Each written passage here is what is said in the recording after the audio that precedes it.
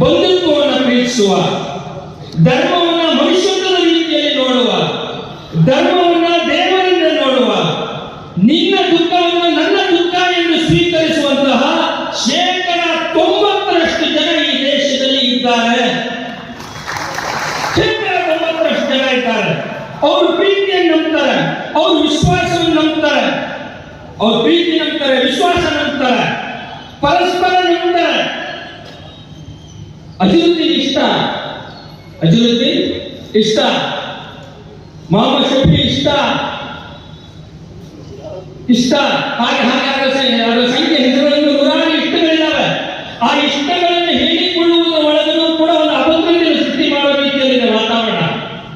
ಆ ಕಾರಣಕ್ಕೋಸ್ಕರ ನನ್ನ ಕೋರಿಕೆ ಏನಂದ್ರೆ, ಎದುರಿರ್ತಕ್ಕಂಥವ್ರು ನಾನು ದೀರ್ಘ ಮಾತಾಡಕ್ಕೆ ಹೋಗಲಾರೆ, ಒಂದು ಕೆಲಸ ಆಗಬೇಕಾಗಿದೆ.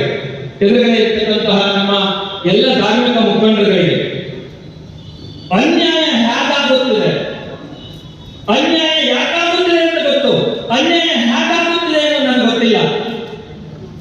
ವಕ್ಫ್ ಕಮಿಟಿ ಒಳಗಡೆ ನನಗೇನು ಕೆಲಸ? ಸತ್ನಾರಾಯಣಿಗೆ ನನಗೇನು ಕೆಲಸ ಇಲ್ಲ.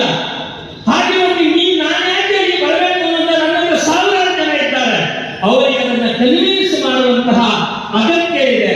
ಆ ಅಗತ್ಯದ ಕೆಲಸವನ್ನು ಎಲ್ಲರೂ ಸೇರಿ ಒಟ್ಟಾಗಿ ಮಾಡಿ ಅನ್ನುವಂಥ ಮಾತನ್ನು ಹೇಳ್ತಾ ನಾನು ದೀರ್ಘವಾಗಿ ನನ್ನ ಮಾತನ್ನು ವಿಸ್ತರಿಸಲಾರೆ. ನನ್ನ ಅತ್ಯಂತ ಪ್ರೀತಿಯಿಂದ ಕರೆದಿದ್ದೀರಿ, ಗೌರವದಿಂದ ನಡೆಸಿಕೊಂಡಿದ್ದೀರಿ.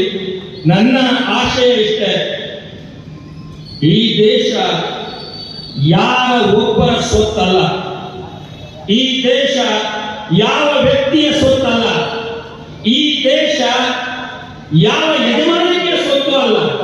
ಈ ದೇಶ ಈ ದೇಶದ ಜನರದ್ದು. ಈ ದೇಶದ ಅಗ್ರಮಾನ್ಯವಾಗಿರ್ತಕ್ಕಂಥ ಈ ದೇಶದ ಸಂವಿಧಾನ. ಆ ಸಂವಿಧಾನದಲ್ಲಿ ನೀವೆತ್ತಿರುವಂತಹ ಕೂಗು